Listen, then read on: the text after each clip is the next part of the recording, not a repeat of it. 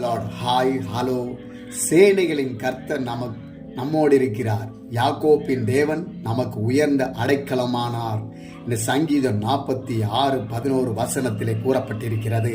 இதன் வாயிலாக கர்த்தர் நம்மிடத்தில் உங்களிடத்தில் என்ன பேசுகிறார் என்றால், ஆமென், நான் உன்னோடு இருக்கிறேன், உனக்கு உயர்ந்த அடைக்கலமாய் இருக்கிறேன், ஆதலாலே உன்னை எதுவுமே அணுகவே செய்யாது என்று கர்த்தர் உயர்ந்த ஒரு அடைக்கலத்தால் நம்மளை மூடியிருக்கிறார்.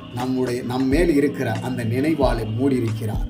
ஆதலால் நமக்கு எந்த பயமும் இல்லை. ஆம், நம்மோடு இருக்கிற வரைக்கும் நமக்கு உயர்ந்து கொண்டே நாம் செல்வோம்.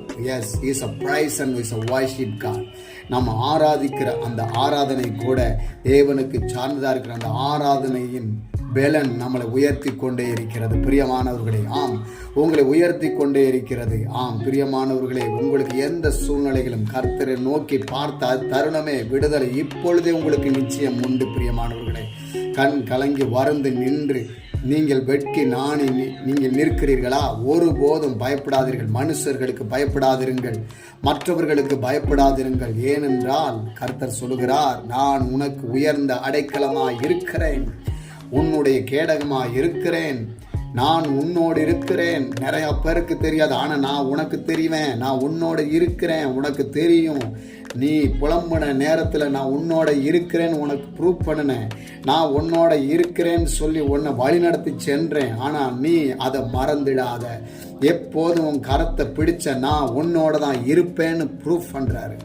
எஸ், ப்ரூவ் பண்ணுகிற தேவன். ஆமென். அவர் யாரையும், ஹல்லேலூயா, யாரையும் ஒருபோதும் உன்னை நான், ஆமென், ஒருபோதும் யாரிடத்திலும் ஒப்பு கொடுக்க மாட்டேன். எந்த எகிப்தியன் வந்தாலும், எந்த பார்வோன் படைகளை சூழ்ந்து கொண்டு வந்தாலும் நான் உன்னோடு தான் இருப்பேன். எத்தனை கயவர்கள் உனக்கு பின்னே நின்றாலும் நான் உன்னோடு கூட தான் இருப்பேன். எத்தனை, ஆமென், சத்துருக்கள் எழும்பினாலும் நான் உன்னோடு கூட தான் இருப்பேன். வேதம் சொல்லுகிறது, சேனைகளுடைய, ஆமென், பரலோக சேனைகள், பூலோக சேனைகள், யாவு சேனைகள் எல்லாவற்றுக்கும் பெரிய ஒருத்தர் தான் ஆண்டவராகிய இயேசு கிறிஸ்து உன்னோட இருக்கிறார் என்பதை அவர் ப்ரூவ் பண்ணி காமிப்பார். கர்த்தர் நாமம் மகிமைப்படுவதாக. ஆமென், ஆமென், ஆமென்.